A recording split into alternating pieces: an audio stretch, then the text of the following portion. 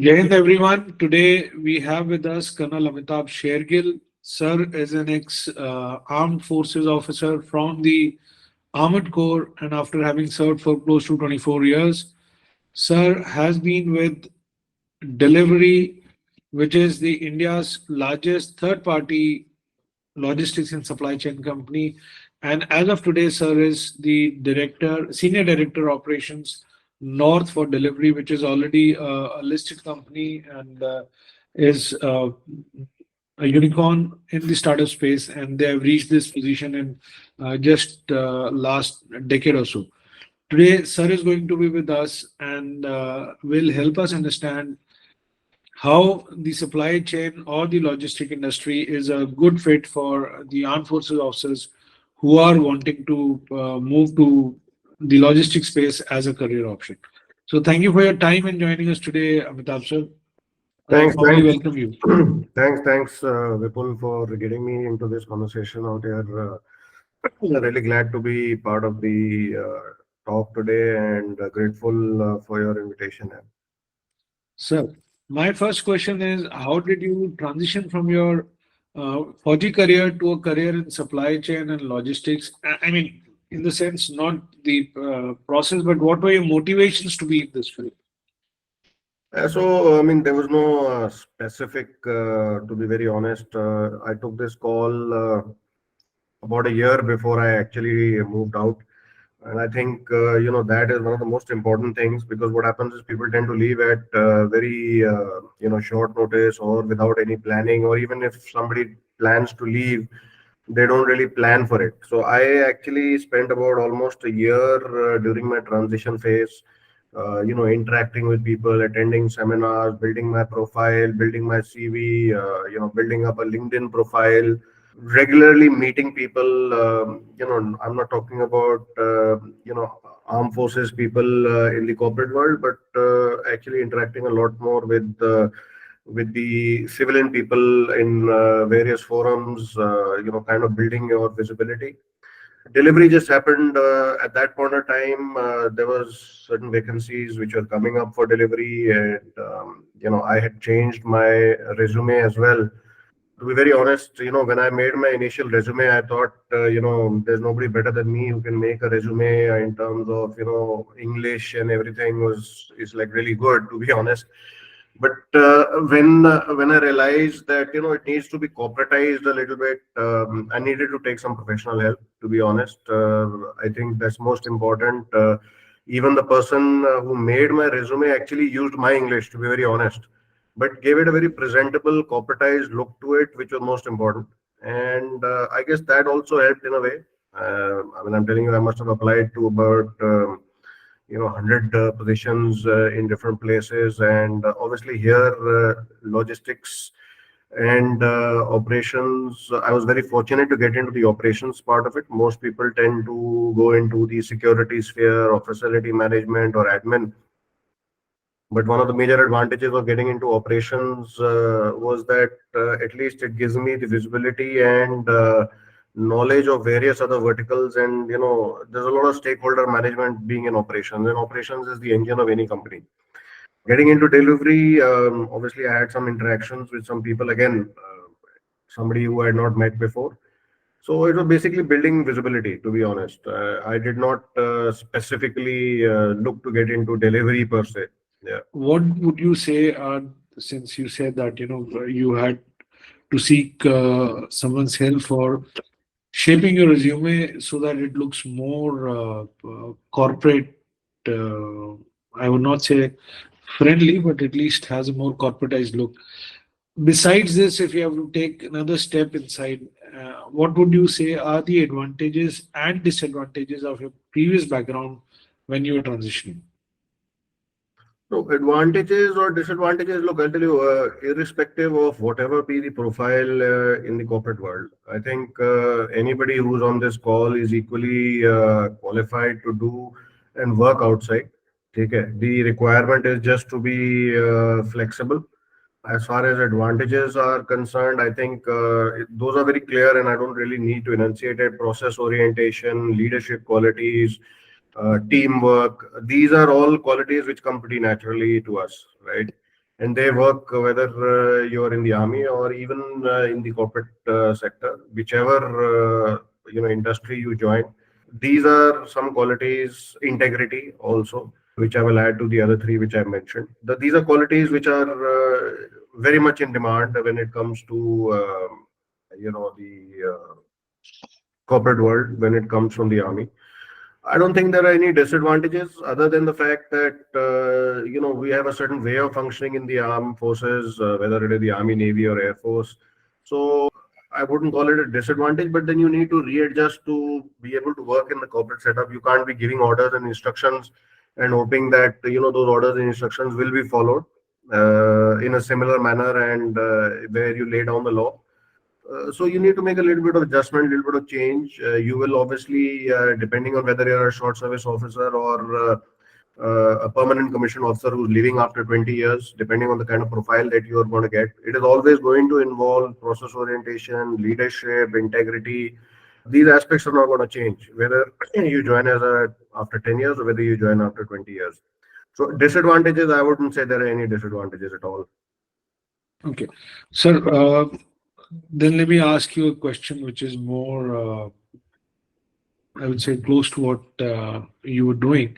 So the skills you developed as an armored corps officer, where you're dealing with the heavy equipment and maintaining, the wheels are always moving. You were a force on wheels, and you had to maintain a long logistic chain so that you could be always prepared for the battle. How did that skill and that background help you in the present operations role? And I mean, how did this contribute to your present role in supply chain and logistics? I think the two are not connected, but it is more to do with your mindset to be able to work in complex and intense environment. It is as simple as that. Operations is probably in logistics and supply chain sphere is highly intense. These are and there are always going to be changes. Like we talk about the fog of war, and the plan goes out at the first point of contact, right? So there's no change out here as well. Here also you need to plan for certain things. Plan may not go as per plan. It might get changed. There may be some imponderables, intangibles which come in. So you got to be quick on your feet to think about it. Like I said, some of the major important principles of operations out here are flexibility and adaptability, process orientation, foresight and planning is very, very important. Having a backup plan is very, very important. Intensity, like I said, is very high. So the fact that we have worked in such environments, whether it is armored corps, infantry, or any particular arm of the army, we've had phases or appointments which are extremely intense, which require you to think on your feet. So it's pretty much similar from that point of view, to be honest. Yeah. Sir, can you share a similar high intensity situation you faced where you can say that the fog of war or the preparations in your uniform help you meet or rather exceed expectations of the deliveries you have to do in your present role? Yeah. So it is. I can't really say there was only one, but there were numerous of such occasions. Like I'm telling you, if I was to say specifically during Diwali period, say 1 month before Diwali, when you hear about the big billion day sale, Flipkart sales, those are very manic periods for third-party logistic companies because we end up handling almost 3x of what our business is. And while we do planning for it, we get certain amount of projections as well. But the load and the quantum of shipments that start coming into the facilities make it very, very difficult to function within the given sphere timelines. We tend to suffer a little bit with regard to service levels. Manpower is working much longer hours, including all of us. Even our headquarters shuts down, and senior leadership is distributed throughout the country to handle the peak period, as we call it, during Diwali season. So at that point of time, you're actually, you're planning with regard to the manpower, you're planning with regard to the team which is functioning in the hub, the rotation in terms of your 9-hour shifts going into 12-hour shifts. You're planning with the network team, you're planning with the commercial teams. Each one of them is involved in ensuring that these shipments move out within time, are not lost, are not damaged. We need to work with the clients as well, and make it realistic for them that there might be some delays during this particular period. So it has impacts. There are times I've also faced where during this particular period, a senior manager has quit and moved out also. So you're having to take on 3, 4 roles at the same time. So that doesn't happen in the army. Your company commander or squadron commander is not going to quit in middle. But here is a situation, the buck stops at you. If you're a director operations, I had joined as a director, and about a year later, I became a senior director operations. So a year and a half later. So here, whether you're director or senior director, you need to get your hands dirty. You need to get down to the floor. You got to be leading from the front, and only then are those guys going to start responding. And that's kind of similar to what we do in the army as well. So yeah, so those kind of situations, quite a many. But like I said, you need to get down there, work with the guys, and say it doesn't matter even if a guy is gone. Some of us take on extra loads, we work extra hours, and that's how it happened. And it's been quite successful, to be honest. Okay. So now when you said that, there are times when there are very heavy workload spikes in the demand and supply across the platforms or the clients you are servicing. And accordingly, now over the period of last 4 odd years, you are now senior director North for delivery. Just for the audience to understand as to what they can be looking forward in terms of the roles and responsibilities, would you be able to give us a glimpse of the span of responsibilities you have with you as of today, and what are you managing in terms of numbers and people on a day-to-day basis? Yeah, so when I say I'm a senior director of operations North, I am basically handling entire North India facilities, UP, Punjab, Uttarakhand, Jammu, Hisar. Initially I was also handling Rajasthan, and now I've come back to the NCR portion. When I say NCR, I'm also handling, the satellite towns of NCR, something like Sonipat, Panipat, Hisar, Meerut, Karnal, even Agra, UP. So, I mean, quite a lot. So, and I'm handling particularly, if I was to say, first mile, mid mile operations. I'm also handling return operations.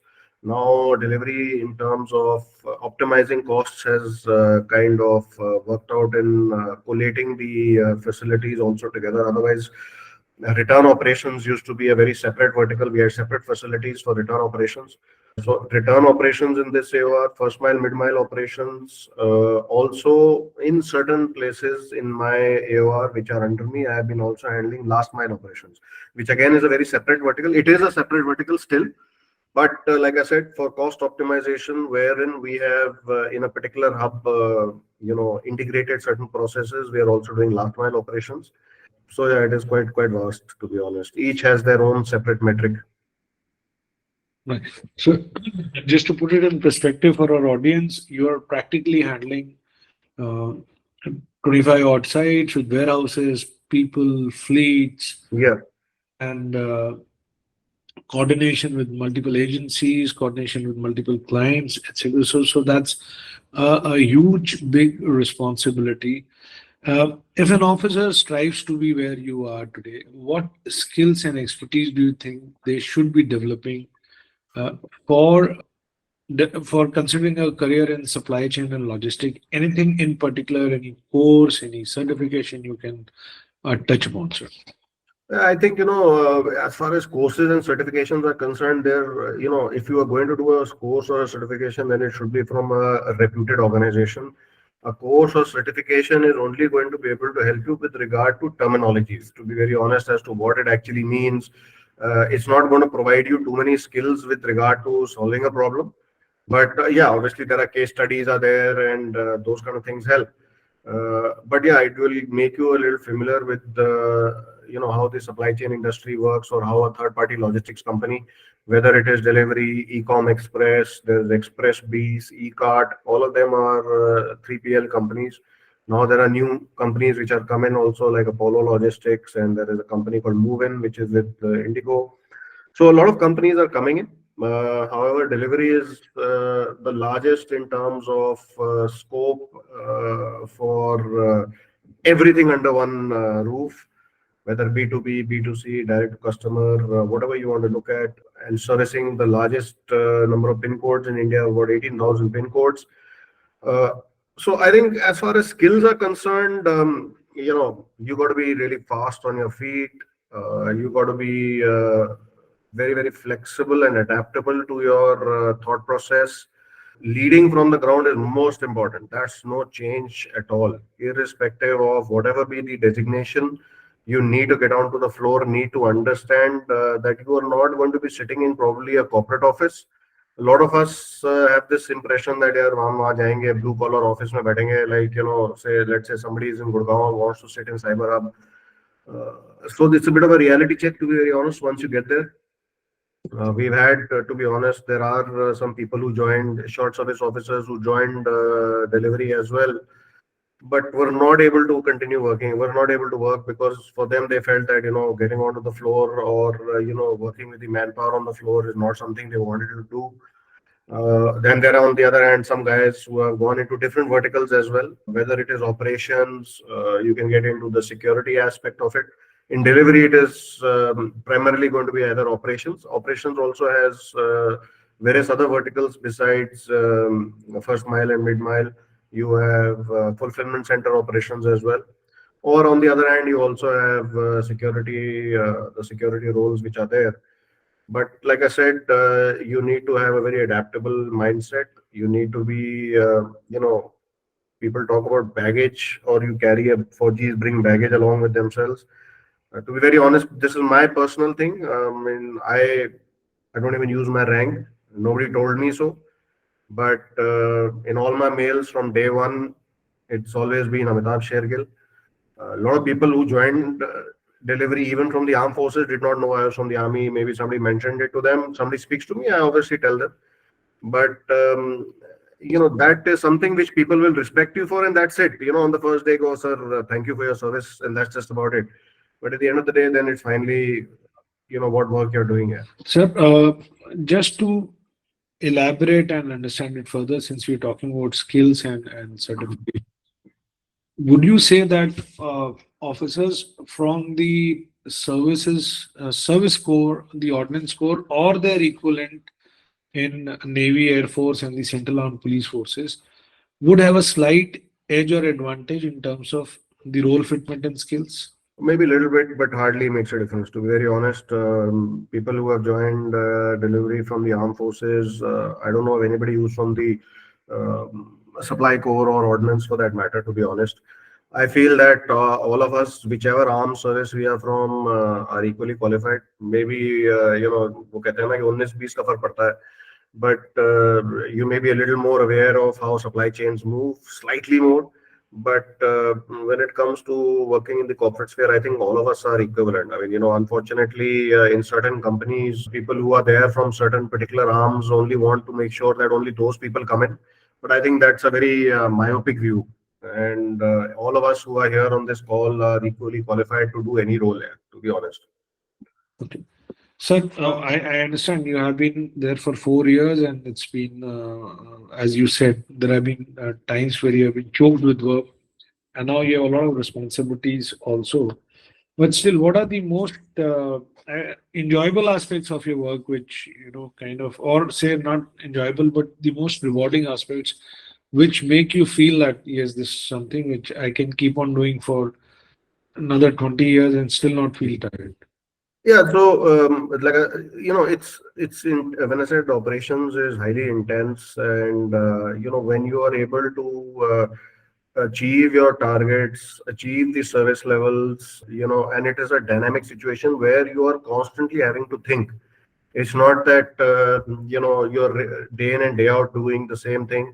There are different challenges which come in, and if you're able to succeed post your planning, your making sure that in spite of those hiccups which have arrived, you've been able to achieve.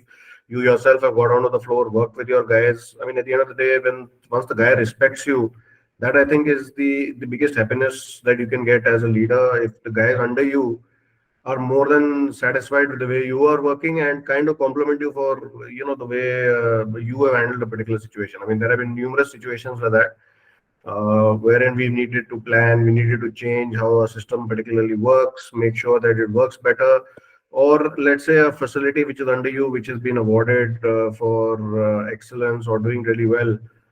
Yeah, those are satisfactory things, particularly when we have our downtimes, we have our offsites.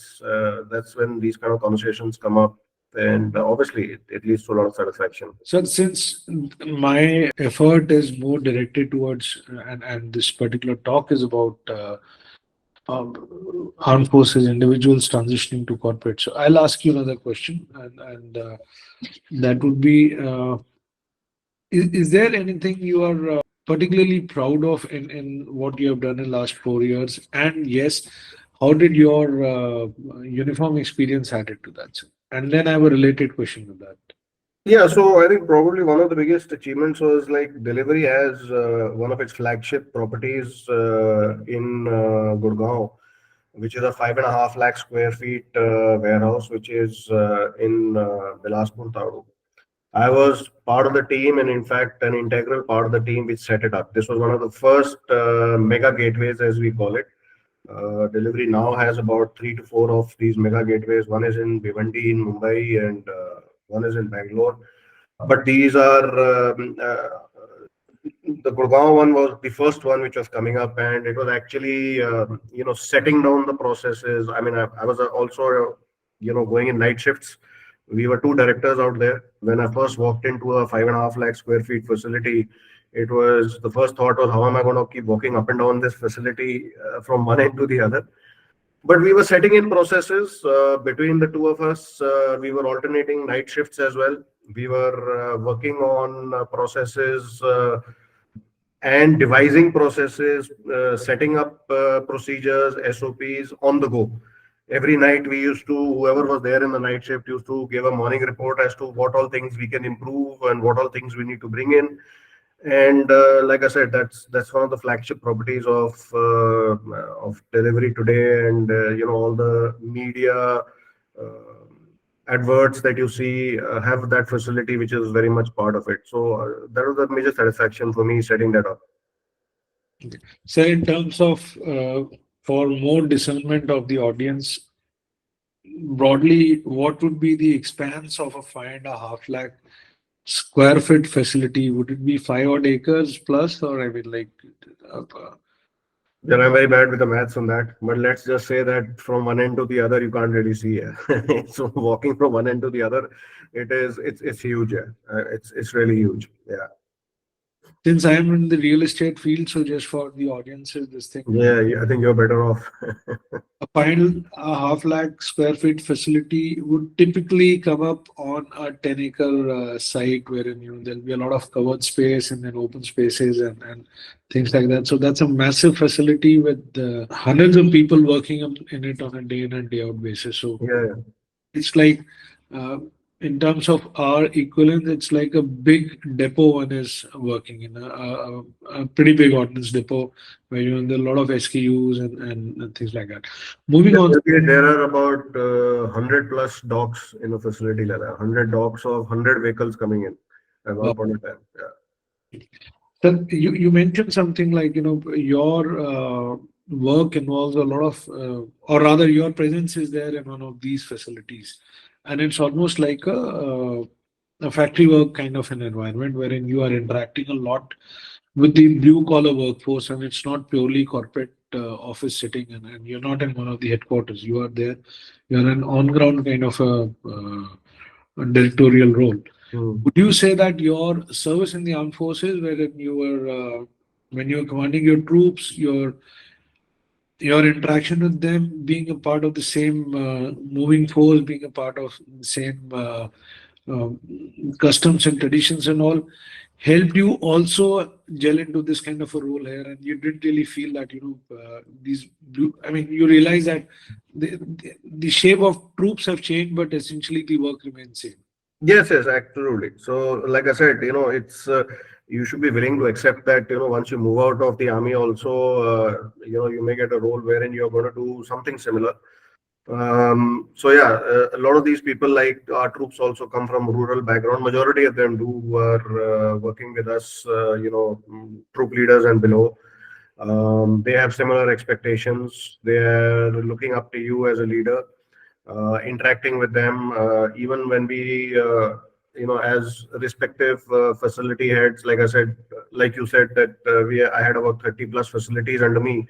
So a lot of these facilities, we have R&Rs, which are held once a quarter. You're interacting with them, you're sitting with them, eating with them. So, that kind of bonhomie has to be there. Otherwise, like I said, you need to get your hands ready. You need to get down to the ground. You need to interact with these people a lot, and you can't be sitting in your office on top, because then it kind of breaks the connect. Your responses will not come. The guy will not respect you. And it's not like the army where respect is kind of demanded, but it needs to be earned. To be very honest, I think that's pretty much similar. If you really want to succeed in the army, armed forces, if you earn the respect, you'll always do well, and it's the same out here as well. Yeah. So you got to be interacting with them. Yeah. So my question more was like, sir, the fact that you have as armed forces officers, we tend to do a lot of work with our troops, and we, at least till the time one is at the CO's level. Beyond that, maybe it's more officer to officer interaction, but till that time, you are more officer to troops interaction as well. Yeah. So did that help you in getting the execution part going in this particular role as well? Yeah, absolutely. So it's at the end of the day how well you communicate. You got to be a good communicator. You got to be a good leader. At the end of the day, these two factors, and I think integrity is most important. When the guy knows that honesty and integrity is a major important aspect, and they expect it from you, to be very honest. That considering the background that you're coming from, and that's across the board for any vertical. But definitely, communication and leadership aspects most important, and definitely helped out here. I didn't really find it much of a change, to be honest. It's a mind shift change, that okay, I was in the army and now I'm here, but in terms of handling manpower, it's pretty much the same. Okay. Now, sir, a question, a step into the industry. What are the different career paths in the supply chain and logistic industry which transitioning officers or transitioning Fauji's can identify and be more suitable for their skills and interests? So, okay, like I had mentioned earlier, operations is obviously one particular aspect of it, and operation has very many verticals. Like I mentioned, first mile, mid mile operations, return operations, which we are handling. Then there is operations and planning, what they call SNOP, sales network operation and planning. Then you also have security related roles, which are basically facility security or even security heads for zones which are there. Other than this, in this particular, and whether it is Amazon or Flipkart, let's say you're a senior operations manager out there, from what I've seen, Amazon has a very huge variety of roles as well, and people have gone into certain other aspects depending upon their qualifications as well. If you are a tech qualified guy, you can definitely get into, I think tech roles are higher paying also, and they are more sought after. You have product roles, people who went into Amazon in non-operational roles, and I would say more into tech roles, are doing fabulously well today. Same goes for something like a Flipkart for that matter. Flipkart handles primarily more of operational roles or say security roles. There is nothing related to admin or facility management out here, particularly in supply chain and logistics specifically. Those roles just don't exist out here. So primarily, if I was to go, I would say operations and those tech admin roles, tech roles, which are product related, data analytics roles. You can easily get into that. Again, they are high in demand, and they pay more than security. Okay. So just to sum up, it is operations, data analytics, security, broadly speaking, these Yeah. are, and operations has different. Operations has various verticals within it, but yeah, base operations. Yeah. So since you mentioned that some roles are high paying, some roles are also available. What would be an indicative compensation structure for a transitioning officer they can expect in the supply chain and logistic industry? Yeah, it depends on the company. To be very honest, it depends on it's a very vast bracket. It depends on your company as to what their policies are. Some companies have a fixed and a variable component. Some have only a fixed component. So I can't really specify as to what would be the component. Let's say if it's a short service officer. Somebody who's coming in with 10 years of service uh, would be in, I can't really lay it down. There's some people have got very good packages as well. Let's say somebody who has joined an L6 role in Amazon is also getting 40 lakhs plus, whereas somebody who may join a Flipkart at 10 years of service may join at 25 as well. So there is a guy who's joined at 40 plus, and there is a guy who's joined at 25.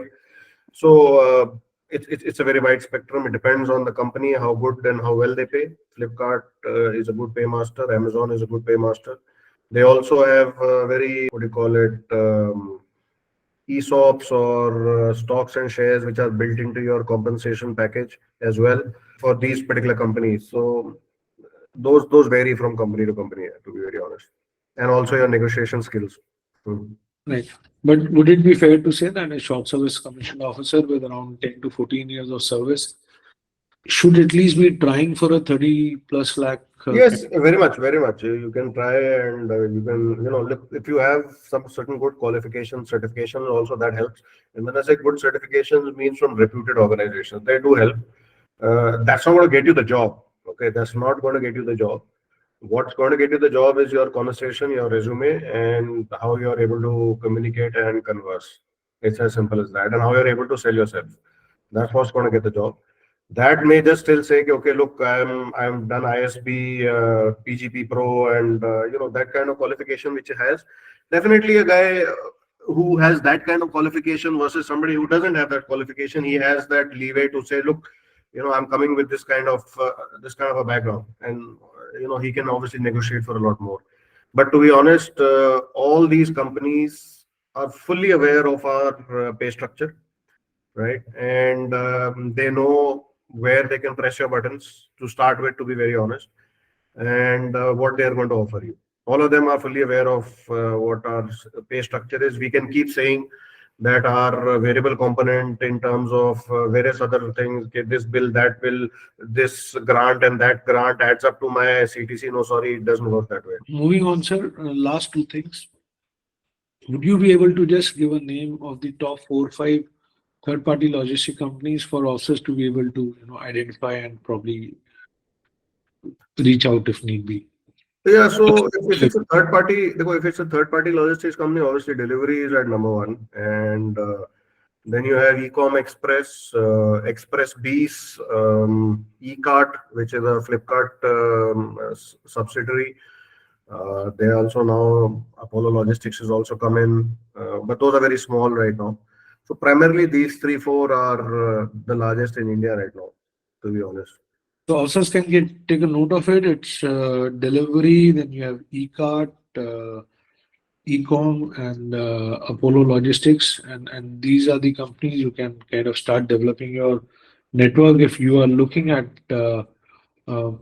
role or a career in the supply chain and logistics. My last question for today, sir. I'll just add one more thing to it. Not only just third-party logistics companies, but if you were to look at, say, good companies, otherwise also Flipkart and Amazon are good companies to join. Even, FedEx is a little difficult to get into, but yeah, FedEx, we are doing FedEx business as well now. So these are good companies, to be very honest. Yeah, FedEx is a very structured MNC. So Amazon is, well known to all of us. Flipkart, again, these are companies which also hire armed forces people, and nowadays, diversity is a very big topic. A lot of companies going in for it. So, yeah, so that these are good companies to look at. Okay. So my last question for today, when we had started this talk, you mentioned the fact that in the last 1.5 years of your transitioning, you met a lot of people from the corporate, the civil, you did a lot of visibility, you did a lot of networking. Do you really think that helps, sir? Or, I mean, in terms of a job, or did it also help you in terms of understanding how it works and what, I mean, Absolutely, absolutely is most important. Without that, you're just not aware of what is happening outside. What is the way people work? What is the way people think? What is the quality of people which are outside there, right? Uh, it's visibility is most important for the guy to know that okay, this guy exists. Also, the fact that you are willing to learn, you're projecting the fact that you're willing to learn, you're willing to move out from the kind of protected environment that you're in. One of the first things, or rather not first thing, but one of the major things which some of the interviewers were, looking at, or also were that, okay, that even though the guy has spent 20 plus years in the army, he's still looking to learn, pick up and do certification. Like I had done CPP also. A lot of these guys on the, call would be aware of this security certification called CPP.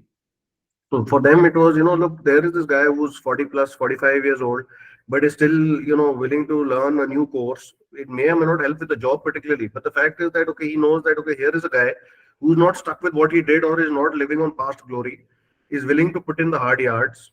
And yeah, it is most important. Without that, you are not even aware of what is happening outside. That's why I think that 6 months course also, which people should do, that management course, which the armed forces, I'm sure there are a lot of people on this which are doing it. That course is not for studying, to be very honest. It is just to understand and give you the time to see what is happening outside, to build your profile, interact with people, your HR people. What is HR? How is a resume made? What is LinkedIn? How it can be leveraged? Those are most important aspects. So I think that was very important. so networking per se is not just about finding jobs, it is about Yeah. proving your own understanding of the world beyond what we know. Would that be a statement, sir, or do you say that? Yeah, absolutely. I'll tell you one statement which one of the professors in, I did my 6 months course from IFT.